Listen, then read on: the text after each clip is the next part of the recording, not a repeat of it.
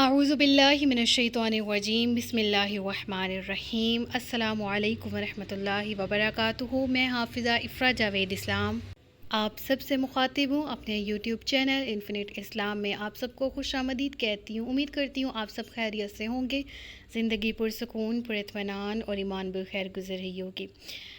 سورۃ الانعام اردو ترجمہ اور تفسیر الحمدللہ عز وجل۔ سورہ مائدہ تک ہم نے مکمل تفسیر پڑھ لی، سیکھ لی، سمجھ لی، عمل کرنے کی کوشش کی، عمل میں بھی لے کر آئے۔ اللہ سے دعا ہے کہ مزید عمل خیر کی توفیق عطا فرمائے۔ اور سورہ انعام کا آج باقاعدہ آغاز کیا جا رہا ہے، تو باقاعدہ تفسیر کی طرف چلنے سے پہلے ہم پہلے اس کا تعارف پڑھیں گے، تعارف سیکھیں گے۔ تو آج کے لیکچر میں تعارف، انشاءاللہ نیکسٹ لیکچر سے باقاعدہ تفسیر کا آغاز کیا جائے گا۔ تو وداؤٹ اینی فردر ڈیلے آج کے لیکچر کی طرف چلتے ہیں۔ سورہ انعام کے تعارف میں سب سے پہلے ہم پڑھتے ہیں مقام نزول۔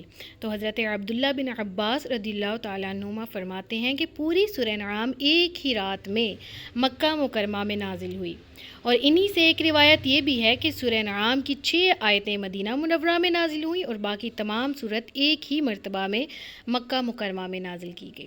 تو مقام نزول سے کیا مراد ہے؟ یعنی کون سی جگہ پر نبی پاک صلی اللہ علیہ وآلہ وسلم موجود تھے جب قرآن کریم کی آیات نازل ہوتی تھیں۔ تو سورہ انعام کا مقام نزول آپ کی خدمت میں پیش کیا ہے کہ آپ مکہ مکرمہ میں موجود تھے اور تمام کی تمام سورت ایک ہی دفعہ نازل ہوئی، اور انہی حضرت سے یہ بھی روایت ملتی ہے کہ سوا 6 آیتوں کے باقی تمام سورہ یکبارگی میں مکہ مکرمہ میں نازل کی گئی۔ اور اس سورہ کے رکوع اور آیات کی تعداد کے بارے میں اگر ہم پڑھیں تو اس میں کل 20 رکوع ہیں اور 165 یعنی 165 آیتیں موجود ہیں۔ یہ سورت 165 آیات پر مشتمل ہے۔ الانعام نام رکھنے کی کیا وجہ ہے؟ دیکھیں، عربی میں مویشی کو، جانور کو انعام کہا جاتا ہے، اور اس سورہ کا نام بھی انعام اسی مناسبت سے رکھا گیا ہے۔ کس مناسبت سے اور انعام نام رکھنے کی وجہ کیا ہے؟ یعنی اس سورہ کی آیت نمبر 136 اور 138 میں ان تمام مشرکین کا رد کیا گیا ہے جو اپنے مویشیوں میں بتوں کو حصہ دار ٹھہراتے تھے اور خود ہی چند جانوروں کو اپنے لیے حلال اور چند کو اپنے اوپر حرام سمجھنے لگتے تھے۔ سورہ مائدہ کے بالکل آغاز اور اختتام پہ بھی ہم نے اس طرح جانوروں کے بارے میں پڑھا، جس میں اگزامپل کے طور پہ بحیرہ، سائبہ وغیرہ، جن کو یہ اپنے اوپر خود ہی حرام کر لیتے تھے اور خود ہی ان کو بتوں کے لیے وقف کر دیتے تھے، مخصوص کر دیتے تھے، ان کے نام کے چڑھاوے چڑھاتے تھے بتوں کے نام کے، ان جانوروں کو ذبح کرتے تھے خاص اپنے بتوں کے لیے وغیرہ وغیرہ۔ تو اس حساب سے ان آیات میں جو ذکر ہے مشرکین کے اس باطل عمل کا، اس برے عمل کا ذکر ہے، وہاں پر مویشیوں کا ذکر کیا گیا ہے، ٹھیک ہے، ان آیات میں۔ اس وجہ سے اس سورہ کو نام دیا گیا نام۔ دیکھیں، قرآن کریم کی بہت سی صورتیں ہیں، جتنی بھی صورتیں ان کو خاص جو نام دیے گئے ہیں ان کی خصوصیت کے نام پہ۔ البقرہ ہم نے پڑھا، المائدہ ہم نے پڑھا، النساء ہم نے پڑھی، آل عمران ہم نے پڑھی، تو ان کی وجہ تسمیہ بھی ہمیں ساتھ ساتھ پتہ ہے، ٹھیک ہے۔ تو اسی وجہ سے سورہ انعام کی وجہ تسمیہ بھی آج ہمیں پتہ لگ گئی۔ وجہ تسمیہ مینس کے نام رکھنے کی کیا وجہ، آج ہم نے اس کو بھی سیکھ لیا۔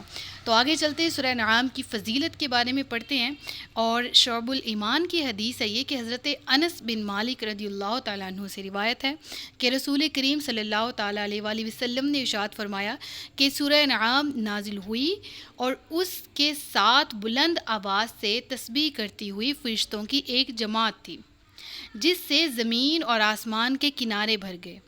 زمین ان فرشتوں کی وجہ سے ہلنے لگی اور رسول اللہ صلی اللہ تعالیٰ علیہ وآلہ وسلم نے 3 مرتبہ سبحان ربی العظیم پڑھا۔ اللہ اکبر!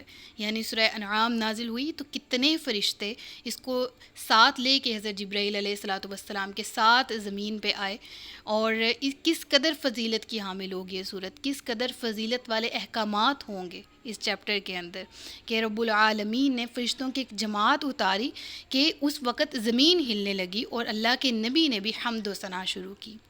اور انشاءاللہ ہم اس سورہ کو سیکھیں گے، سمجھیں گے نیکسٹ لیکچر میں، اور آگے چلتے ہیں۔ اور ہم کیا سیکھنے والے ہیں سورہ میں، کون سے مضامین ہیں، کون سے ایسے عنوان ہیں جن کے بارے میں ہم پڑھیں گے، ڈیٹیل پڑھیں گے، قرآن کریم کی آیات کے ریفرنسز ہمیں ملیں گے، ہم سیکھیں گے، سمجھیں گے۔ تو سب سے پہلے کیا سورہ انعام کے مضامین میں کہ سب سے پہلے رکوع میں یہ والی بات آ رہی ہے کہ زمین میں گھوم پھر کر سابقہ لوگوں کی اجڑی ہوئی بستیاں، ویران گھر اور ان پر کیے ہوئے اللہ تعالیٰ کے عذاب کے آثار دیکھ کر ان کے انجام سے عبرت حاصل کرنے کی ترغیب دی گئی ہے۔ اللہ تبارک و تعالیٰ نے زمین پر چل پھر کر ان لوگوں کا، ان بستیوں کا حال دیکھنے کی تمام لوگوں کو تلقین کی کہ دیکھو ذرا کیا حال ہوا ان لوگوں کا جو اکڑتے تھے، جو مجھے جھٹلاتے تھے، جو عذاب کو جھٹلاتے تھے، جو قیامت کا، موت کا انکار کرنے والے تھے۔ لہٰذا تم بھی ان لوگوں میں سے نہ ہو جانا، عبرت حاصل کرو، دیکھو کہ جھٹلانے والوں کا کیا انجام ہوا۔ تو دوسرے نمبر پہ اس کے مضامین، بے شمار مضامین ہیں اور بے شمار مضامین سے بھرپور ہے یہ صورت، لیکن چند ایک مضامین کا ذکر آپ کے سامنے میں کر رہی ہوں، انشاءاللہ باقی بھی ہم صورت کی تفسیر میں سیکھیں گے۔ تو دوسرا کیا کہ جانور ذبح کرنے اور ذبح شدہ جانور کا گوشت کھانے کے احکام بیان کیے گئے۔ سورہ مائدہ میں بھی ہم نے پڑھا تھا بالکل سٹارٹ میں، اور بالکل اسی طرح سورہ الانعام میں بھی ہم اس کو پڑھیں گے، اور یہ بھی کہ اپنی طرف سے حلال جانوروں کو حرام قرار دینے کا رد کیا گیا، اس بارے میں بھی سیکھیں گے کہ مشرکین کا طریقہ تھا، اور دور حاضر میں کچھ چند ایک فتنے ایسے بھی ہیں جو کہ نام نہاد طرح کے من گھڑت عقائد رکھتے ہوئے حلال جانور جو اللہ تعالیٰ نے حلال کیے ہوئے ہیں ان کو اپنی لاجکس بیان کرتے ہوئے حرام حرام حرام کی رٹ لگائے ہوئے ہوتے ہیں۔ لہٰذا اس چیز کو ہم سیکھیں گے کہ کن شرائط کی بنیاد پہ ایک جو چیز ہے اس کو وہ اگر حرام ہے تو اس کو کس طرح کھانے کا حکم دیا گیا کہ جان بچانے کی خاطر تم تھوڑی سی، اگر تم ناخوش ہو اور تم مجبور کر دیے جاؤ تو تھوڑا سا لے سکتے ہو، اور بالکل اسی طرح سے جو حلال چیزیں ہیں ان کو کن وجوہات کی بنیاد پہ اگر طبیعت کو وہ چیز طبیعت پہ ناگوار گزرتی ہے، گراں گزرتی ہے، اور آپ اپنی طبیعت کی درستگی کے لیے، بدن کی بہتری کے لیے اس چیز کو اوائڈ کرتے ہیں، اگرچہ وہ حلال ہے لیکن آپ اس کو نہیں کھاتے تو وہ بھی وہ جائز ہے، لیکن جان بوجھ کے بعض چیزوں کو کہنا یہ مجھ پہ حرام ہے یا یہ تو حرام کر دی گئی ہیں، تم نے یہ کام اس کے ساتھ کیا تو یہ حرام ہو گیا۔ سورہ مائدہ میں ہم نے اس کی مکمل ڈیٹیل پڑھی پہلے ایک دو رکوع میں کہ جانوروں کا جو طریقہ ذبح ہے، طریقہ شکار ہے، وہ کس طرح ہونا چاہیے، اور اگر ان کی احتیاط نہیں کرتے تو کس طرح وہ حلال جانور بھی ہمارے غلط طریقوں کی وجہ سے حرام ہو جاتے ہیں۔ لہٰذا ان کی ڈیٹیل اگر آپ نے پڑھنی ہے تو آپ پچھلے چیپٹرز میں بھی پڑھ سکتے ہیں، پچھلے لیکچرز میں بھی ان کو سیکھ سکتے ہیں، اور انشاءاللہ اس کی ڈیٹیل آگے بھی ہم پڑھیں گے۔